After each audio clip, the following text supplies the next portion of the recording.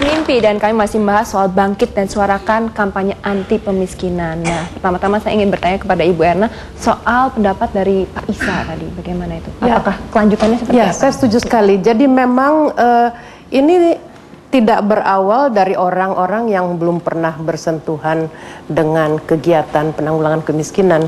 Ya, banyak di antara yang bangkit itu adalah memang mereka yang sebelumnya sudah melakukan dan akan melakukan. Lagi ada sebuah pesantren di Parung yang 7.400 orang bangkit di situ. Itu mereka memang bergerak untuk mengangkat masyarakat Parung keluar dari kemiskinan. Atau misalnya Slang yang sudah 2 kali ikut dari tahun lalu, mereka sehari-hari sebelum bangkit itu juga sudah membuat lapangan kerja buat orang-orang muda yang putus sekolah. Jadi saya melihat bahwa kita sekarang ingin memperluas lebih banyak lagi kelompok-kelompok masyarakat yang melanjutkan, yang terus-menerus. Jadi tidak sekedar mengharapkan pemerintah yang melakukannya, meskipun itu adalah tanggung jawab pemerintah, ya. Tapi masyarakat sendiri juga bisa sangat berperan, kelompok-kelompok masyarakat bisa sangat berperan, perusahaan-perusahaan bisa sangat berperan, misalnya dari Ancol.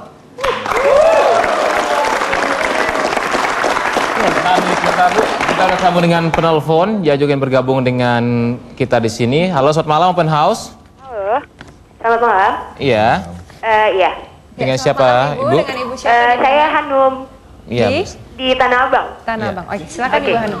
Iya nih, saya mau tanya nih ya. Sebetulnya kan ini tadi dikatakan bahwa target MDGs itu kalau di tahun 2015 pemberantasan pemiskinan itu akan bisa terlaksanakan. Tapi kalau semisalnya tidak bisa goal gimana tuh? Oke, itu yang pertama. Ada satu lagi nih, kan temanya bangkit dan suarakan ya. Gimana kalau misalnya ditambah satu lagi dan bangkit, suarakan dan lakukan, biar lebih. Oke. Ya, itu komentar dari Ibu Hanum ya, pertanyaannya. Dari singkatan juga enak. Kalau bangkit suara cuma BS, kalau lakukan BSL kan lebih enak. BSL. Ya, bisa kita tingkatkan di tahun-tahun depan. Tapi serius ya, memang kami juga adalah program kita lebih ke sasaran ya, dan ke masyarakat miskin, dan kita semua berbuat sesuatu juga ke arah sana. Ya, Bu Erna, ini menarik untuk mengetahui bahwa menurut Gus Pur orang miskinnya juga harus berbuat sesuatu. Ini penting ya, karena ada berapa golongan, Gus, orang miskin? Ya, orang miskin itu saya kategorikan dalam 2 golongan ya. Yaitu? Yang pertama itu orang miskin yang sadar. Artinya gini, dia sadar bahwa dia miskin, kemudian dia melakukan sesuatu untuk keluar dari kemiskinannya. Oh, iya. Yang kedua Gus? Jadi dia melakukan kerja keras dan penghematan biasanya gitu, Dek Pendi. Itu orang miskin yang sadar. Yang kedua orang miskin yang nggak sadar. Dia nggak sadar bahwa dia miskin, melakukan hal-hal sebenarnya nggak perlu, bahkan keliru. Misalnya beli rokok itu apa? Lalu? Betul. Terus? Udah miskin ikut judi. Ya. Itu juga sia-sia tuh. Bermimpi masang togel sekali. Udah. Nanti kita akan tampilkan dulu Power Press opener kedua kita, seorang perempuan yang juga peduli dengan kampanye ini. Kita sambut Tias. Ya. Iya. Waduh, harus diselamatkan ini. Ya.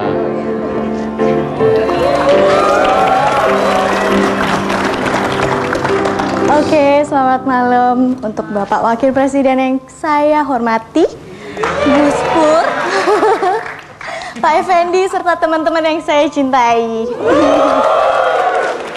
Oke, saya mau langsung aja nih untuk menghemat waktu, saya mau langsung memberikan orasi saya pada malam hari ini. Slow down, honey. Mau kemana buru-buru? Bentar ya, Bapak. Tapi saya nggak mau berbahasa basi, Pak. Saya mau langsung memberikan orasi saya sama Bapak. Galak juga deh, Pen. Iya. Ini saya rasa bintangnya Scorpio deh, Pen. Hubungannya Pak? Itu jepitannya bahaya deh.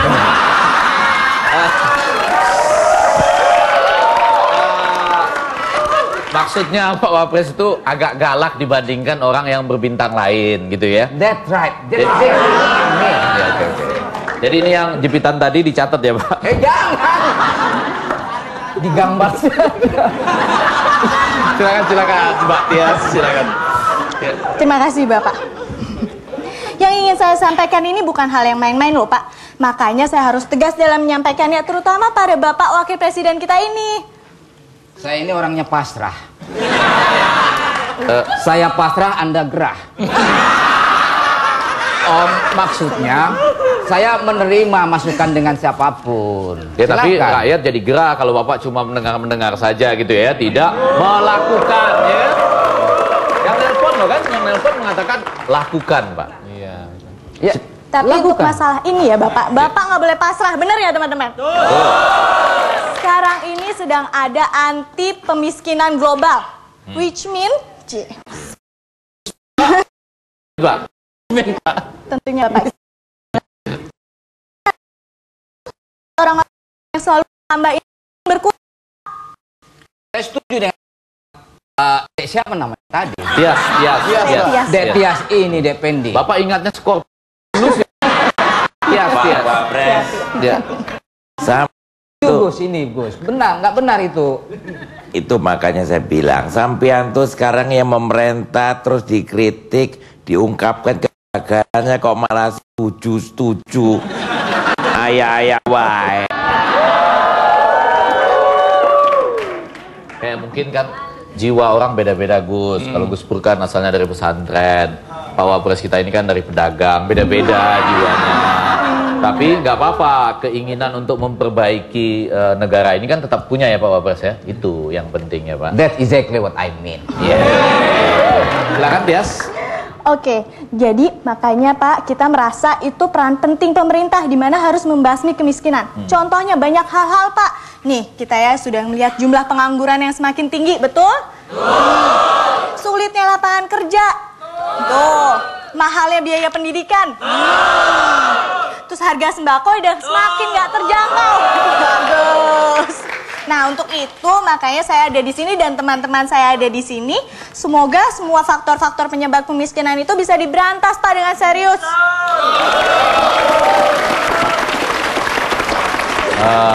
Saya ngasih catatan aja Pak. Nama lengkapnya Tias Zainuddin MZ Pak. betul aja terus ya.